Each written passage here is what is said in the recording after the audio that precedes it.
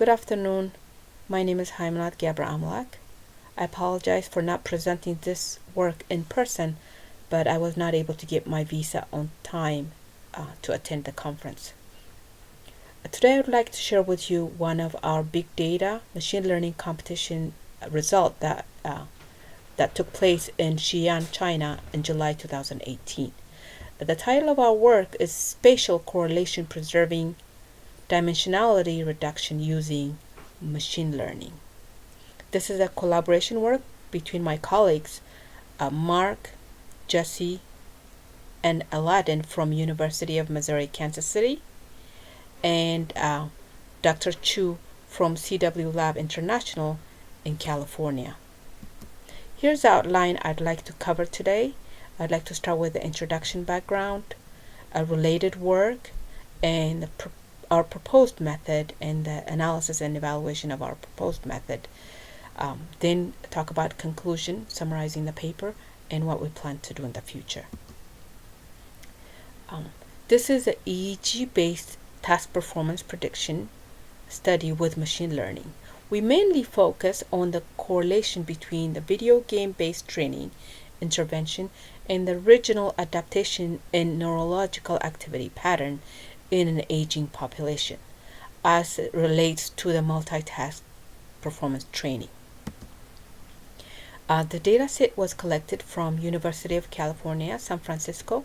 It's collected from a NeuroRacer, a training game, and the response of the data was collected using 64 channel EEG headset, and they collected the longitudinal performance assessment and the prediction of the intervention efficacy.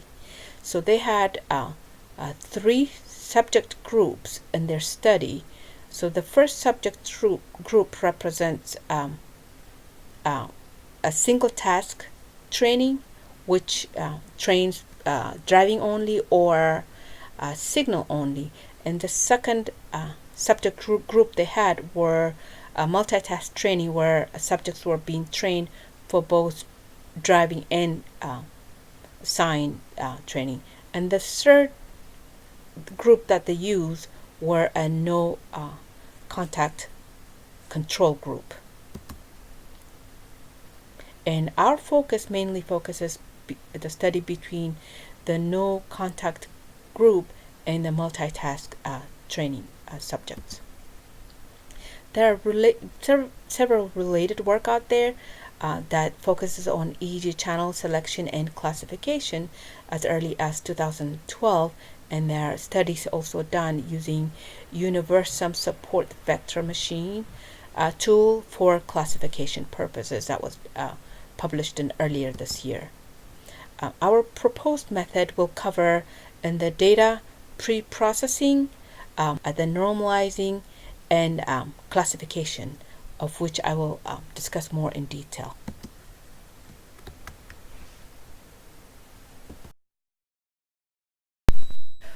Now, starting with data pre-processing, the data pre-processing sampling frequency of 1024 Hz had the high sampling rate capture signal element with frequency that's less than or equal to 512 Hz.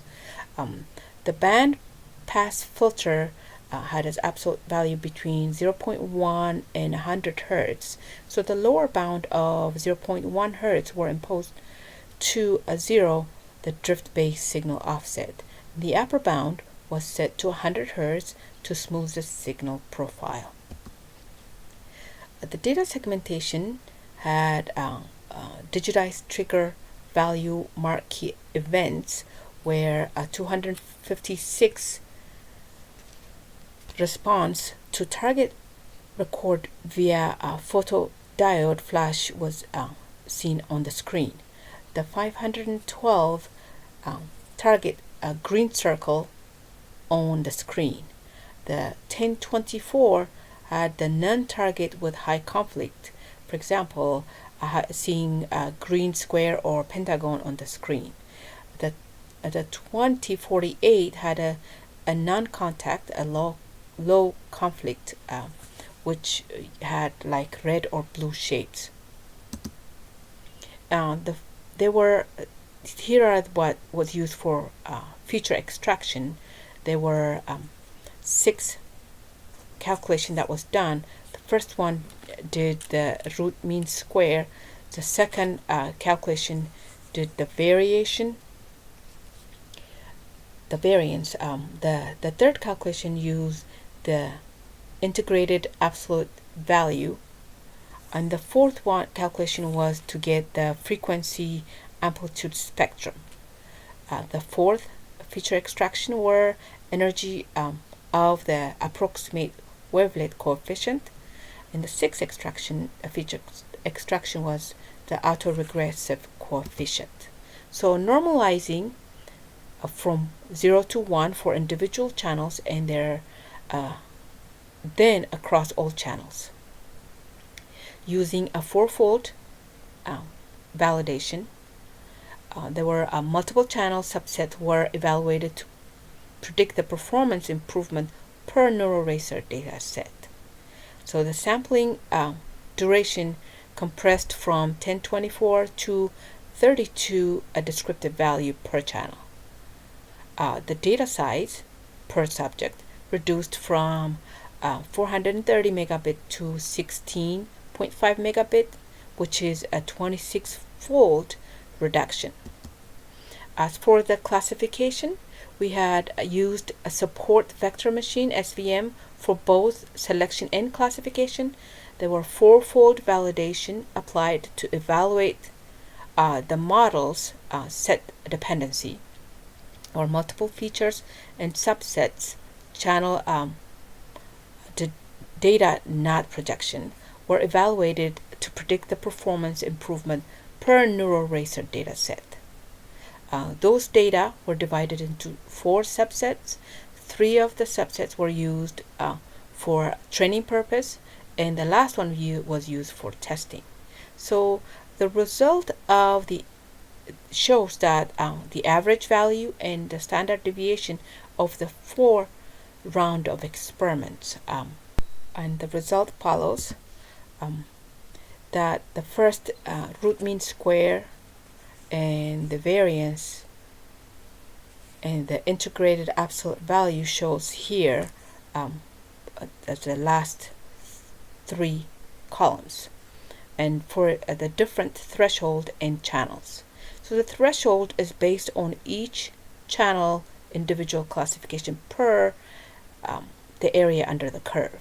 The channels differ from the full channel 64 to the selected 12 channel 64. The variance you can see is the first channel 64, second 45, 40, 31, 24, 17, and the last channel selected was 12. So any channel below 12 represented unacceptable results, and that's why we didn't include them in this. But you can see the different values here. And in this experimental analysis, you see the result of the frequency amplitude spectrum, the energy of the approximate wavelength coefficient, and the autoregressive coefficients for the same threshold and channels. So here in this analysis, we see that the model predictability and the area under the curve. We can see that for the same threshold and the number of channels between 64 channels and 12 channels, we can see the percent of accuracy decreasing for the full 64 channel to 81.4% accuracy to the 12 selected channel with 71.46% accuracy, and the area under the curve decreased from 89.12% to 80.49%. Like I said before, any channels below 12 showed unacceptable results. For this channel, for the channel reduction of from 64 to 12, we can see the accuracy cost of about 10.04%. an error of margin. The mean accuracy for the different features is shown here, where you have the y-axis represents the percent of accuracy, and the x-axis shows the number of channels. And here the classification performance shows us the subset performance, the highest prediction power of intervention related performance assessment was achieved with a reduced number of electrodes from the original 64 channels. The array utilized an ensemble of electrode including from the following channels, which were AF7, F3, F7, F4, F6, F8, C14, POZ, O1, O2, OZ, and IZ. And on the left graph, the one you see the area under the curve, showed that the positive intervention task performance group classification, it showed about 84.2% accuracy. For the subject group that's multitask group versus the no contact control group 6 months after the intervention training. Applying those selected 12 channels in the EEG headset, you can see that the AF7, F3, F7 are on the top left corner, the F4, F6, F8, and C14 are the middle to the top right corner, and the POZ, O1, O2, OZ, and IZ are on the lower center corner of the EEG signal. In conclusion, a significantly reduced subset of localized neurological behavioral characteristics which were computationally differentiable utilizing highly optimized methods. So for us, utilizing only the 12 algorithmic selected channels, which were 5-fold reduction, our method assesses the feasibility of using SVM to select and predict the spatial, preserving the data with performance yield within a practical error of margin of 10.04%. In the future, we will like to expand our framework to test a single task training versus no contact control group. At this time, I'd like to tell you about the team member that participated in the competition in Xi'an in July of 2018. If there are any questions, I would like to be able to answer them using Skype. And thank you for your time.